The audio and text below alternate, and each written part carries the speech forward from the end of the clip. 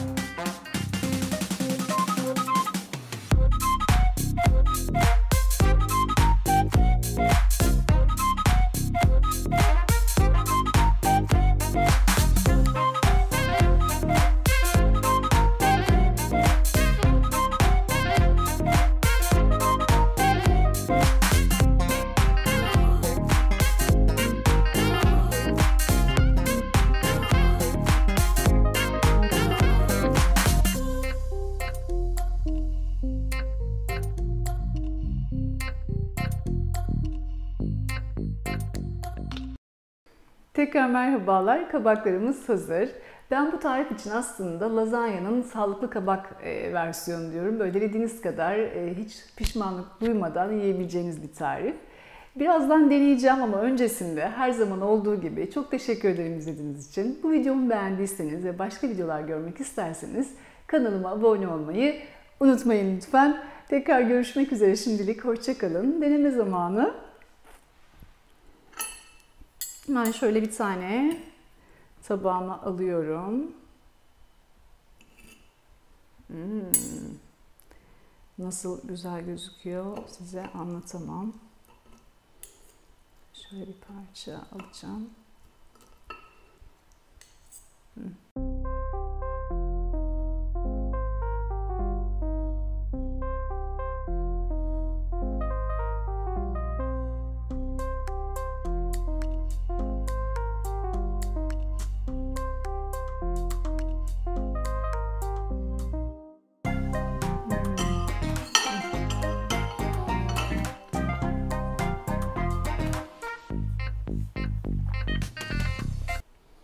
Çok güzel.